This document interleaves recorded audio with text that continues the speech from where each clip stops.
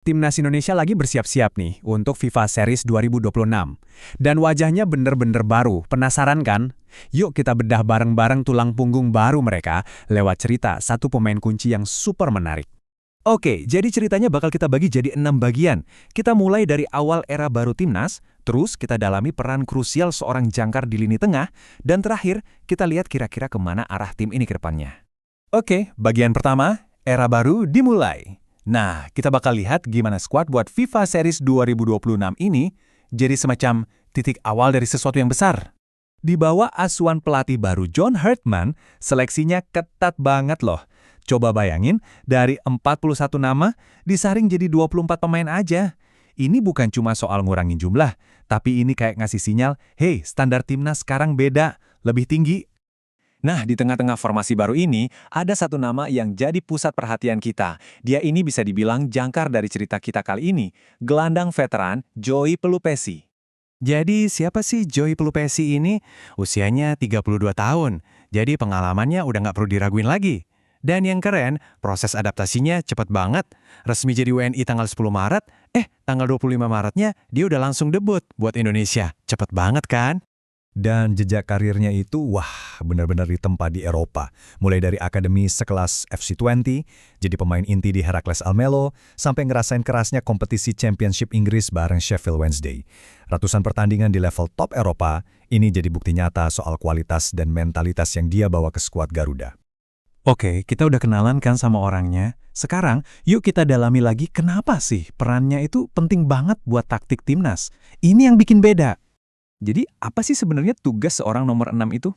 Gampangnya gini, dia itu kayak penyeimbang tim, jembatan antara lini belakang sama lini depan. Dia yang mastiin tim ini tetap kokoh pas diserang, tapi juga jadi awal mula serangan balik. Posisi ini tuh bener-bener kepingan puzzle yang paling susah dicari. Nah, kalau kita lihat dari debutnya kemarin, permainannya itu bisa kita pecah jadi 4 pilar utama. Dia itu bukan cuma motong serangan lawan ya, tapi dia juga jadi pusat sirkulasi bola. Dia pinter banget baca permainan, tahu kapan harus ngepres, dan yang paling penting, kapan harus diam di posisinya. Disiplin, itu kata kuncinya. Nah, kutipan dari Ruang Taktik FC ini pas banget. Pelupesi itu bukan cuma pemain baru, tapi dia tuh jawaban dari masalah keseimbangan yang udah lama banget dicari-cari timnas. Oke, sekarang kita coba lihat dari sudut pandang yang lebih luas ya. Pelupesi ini kan bukan satu-satunya pilar. Dia itu bagian dari sebuah kerangka yang lebih besar, semacam tulang punggung baru buat timnas kita. Strategi Coach Hartman itu jelas banget, bangun fondasi tim pakai pemain-pemain yang mentalnya udah kebentuk di kompetisi Eropa. Tujuannya apa? Ya buat menciptakan stabilitas di semua lini, dari belakang sampai depan. Dan ini dia pilar-pilar lainnya. Di belakang ada J.E. Jess, sang kapten dari Sassuolo yang mainnya tenang banget. Terus ada Kevin Dix, bek yang gak cuma jago bertahan, tapi juga jadi ancaman serius pas bola mati. Nah, di depan harapannya ada di Ole Romeni. Mereka bertiga, bareng Pelupesi, inilah yang ngebentuk tulang punggung tim yang baru. Tentunya, kalau mau bangun tim baru, pasti ada keputusan-keputusan sulit yang harus diambil. Contohnya Ricky Kambuaya. Dia pemain yang kreatif banget, dribblenya bagus, tapi akhirnya nggak masuk skuad final. Ini nunjukin kalau Coach Hartman punya visi taktis yang sangat spesifik.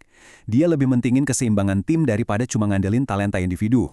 Tapi cerita ini kan nggak melulu soal taktik di lapangan ya. Ada juga sisi emosionalnya, sisi manusianya. Soal apa artinya mengenakan seragam merah putih itu. Dan kutipan ini, wow, dalam banget. Waktu Indonesia dipastiin gagal lolos ke Piala Dunia 2026, Pelupesi ngungkapin perasaannya dengan jujur. Ini bukan cuma kecewa sebagai pemain, tapi ini benar-benar rasa patah hati. Nah, ini dia sumber rasa sakitnya. Buat dia, Piala Dunia 2026 itu adalah kesempatan sekali seumur hidup, satu-satunya kesempatan. Dan sekarang, kesempatan itu hilang. Dia bahkan ngaku butuh waktu 2 minggu cuma buat bisa nerima kenyataan pahit itu. Angka ini ngejelasin semuanya. Di Piala Dunia berikutnya, tahun 2030, umur dia udah 37 tahun. Ya, meskipun dia bilang jangan pernah bilang gak mungkin, tapi dia juga realistis, ini adalah kesempatan terbaiknya. Makanya kegagalan ini rasanya begitu final buat dia. Kegagalan itu emang sakit banget. Tapi justru dari rasa sakit itulah, sekarang lahir sebuah awal yang baru. Jadi, yuk kita lihat ke depan.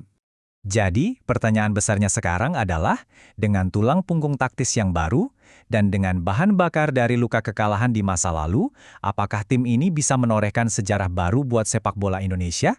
Jawabannya, cuma waktu yang bisa membuktikan.